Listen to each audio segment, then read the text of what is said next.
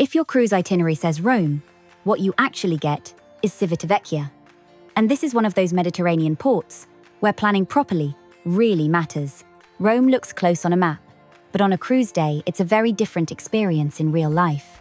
Transport choices, timing, and expectations can make the difference between an unforgettable day and one that feels rushed and stressful.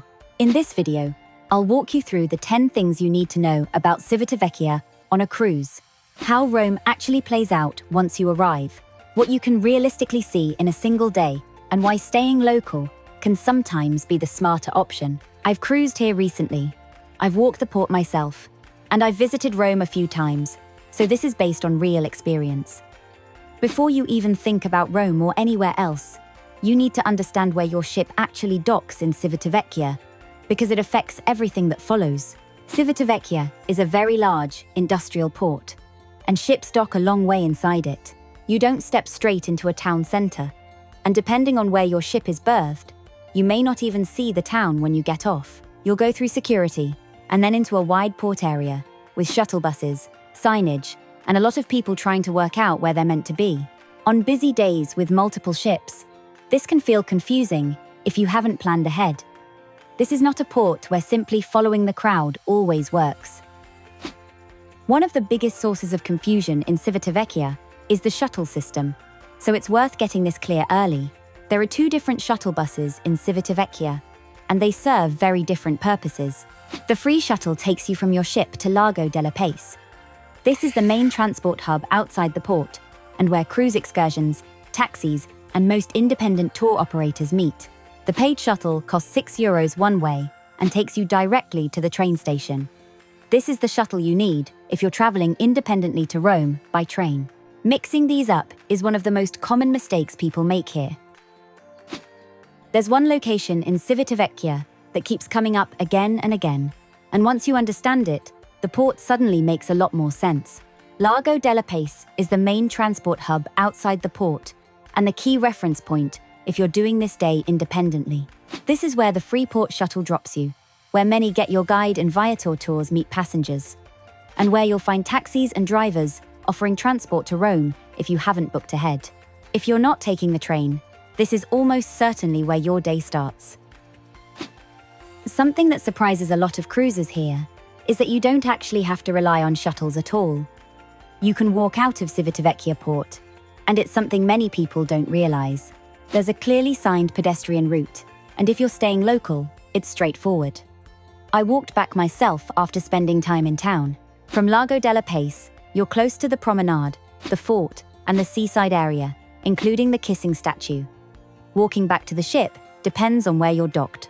On my visit, Sky Princess was docked furthest away, and it took around 30 minutes at a relaxed pace.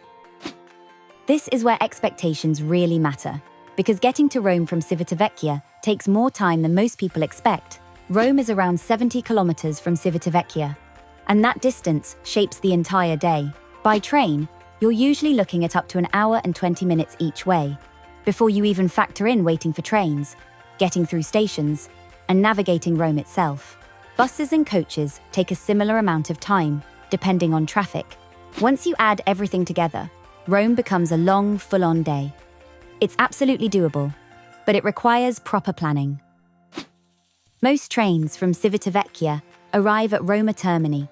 Termini is big and busy, but it's easier to use than people expect. Signage is clear, staff are visible, and connections are good. Google Maps works very well here. From Termini, you have 2 realistic ways of getting around. You can walk, or you can use the metro. The metro is simple, with 2 main lines covering most major sites. For cruise visitors, Metro Line B is the most useful because it takes you straight to the Colosseum. Rome's historic centre is also surprisingly walkable once you're out of the station. The challenge in Rome isn't navigation, it's time and energy. This is the most important decision you'll make in Civitavecchia. On a cruise day, Rome works best when you choose one main focus and build the day around it. If you've chosen a Colosseum-focused day, this is how it works once you're on your feet in Rome. Start around the Colosseum itself, even if you're only viewing it from the outside. From there, walk past the Roman Forum towards Piazza Venezia. This part of the city naturally funnels you into Rome's historic center, without any backtracking. From Piazza Venezia, the Pantheon is an easy walk, followed by Trevi Fountain, and then the Spanish Steps, if you still have the energy. That route flows logically, keeps everything close together, and lets you see a lot without constantly watching the clock. If you choose the Vatican, treat it as a completely different style of day. The Vatican museums and St. Peter's Basilica take significant time, especially with queues and security. Even with skip-the-line tickets, this is not something you squeeze in casually.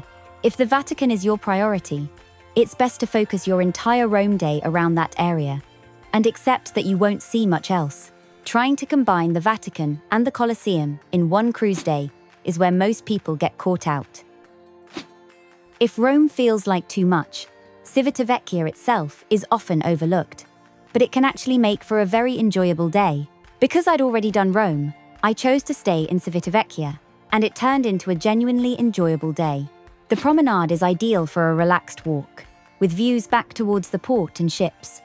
The Michelangelo fortress sits right by the port entrance and gives the area a strong sense of history. The town itself is compact, easy to explore, and far calmer than Rome. Cafes, small shops, and the marina area make it a good place to slow down, enjoy a long lunch, and take in everyday Italian life. For repeat cruisers, this can be one of the most relaxing ports of the cruise. This next point is really important, because I've seen firsthand what happens when people underestimate the return journey. This is where I want to share something I've seen happen recently, because it really brings this port into focus. On my recent Sky Princess cruise, someone missed the all-aboard time in Civitavecchia. They didn't make it back in time, and the ship sailed without them. They then had to make their own way to Livorno the next day to rejoin the ship. That's not a scare story. That actually happened. And it shows why Civitavecchia is not a port where you want to cut things fine. Rome is a long way from the ship. Trains can be delayed or cancelled. Traffic can build up quickly. My advice is simple. Build a hard stop into your Rome day. Decide in advance what time you're heading back, and stick to it, even if that means leaving something unfinished. Getting back early and sitting on board with a drink is far better than watching the time tick away on a platform or in traffic, wondering if you're going to make it. If Civitavecchia is your embarkation or disembarkation port, give yourself extra time. The terminal areas can feel chaotic, with people milling around and luggage everywhere.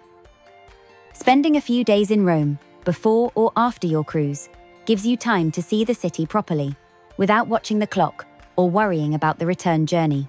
It also lets you enjoy places like the Colosseum or the Vatican at a slower pace, rather than rushing between them. If Civitavecchia is your embarkation port, arriving at least a day early, especially if you're flying, adds a valuable buffer. It takes the pressure off travel delays and makes boarding day feel far more relaxed. Civitavecchia is one of those ports where the distance does most of the decision-making for you.